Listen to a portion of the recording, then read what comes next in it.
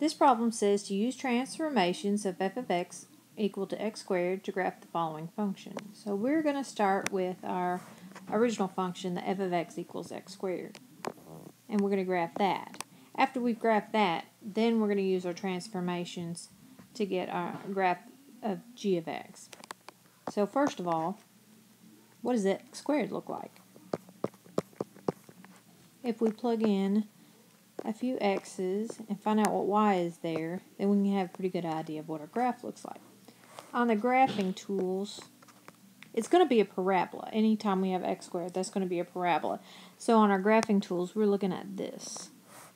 And the only two things that you need for a parabola are the vertex and some other point on it. And it'll make a parabola for you. So I'm just going to go ahead and plug these values of x in. I picked these 5. These are some generic x's. You can pick whatever x's you like. But if you get a variety like I did, then you usually get a better picture of what your graph looks like. So -2, if we square that, we get +4. -1, when we square it, we get a +1. 0, when you square it, is 0. 1, when you square it, is 1. And 2, when you square it, is 4. So our graph, and you don't have to graph this with the graphing tool. You're going to graph the one that we transform. But I wanted to show you what that looked like. So we'll have a point at 0, 0, and then at 1, 1, and at -1, 1. I'm trying to get this as best I can on here. And then at 2, we have a point at 4.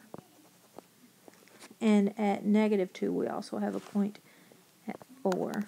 So you get the idea of what our parabola looks like here.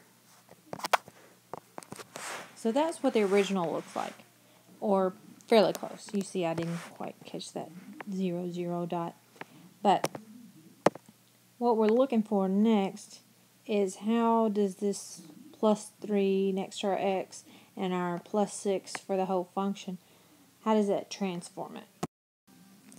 Now if we look at what we have, the +3 is just plus the x. We're just adding to the x.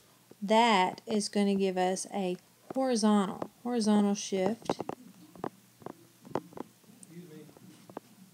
And the way it's going to shift it is kind of backwards from what we think it should. +3 we would probably think would shift it to the right 3, but it actually shifts it back 3.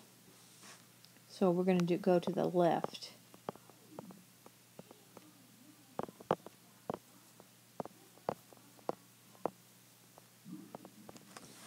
And then the +6 on here. Now this +6 has been added to the entire function,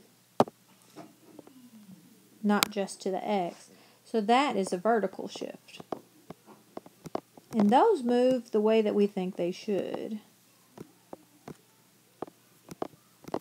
And since it's +6, a vertical shift and a +6 means we're going to move up 6 spaces.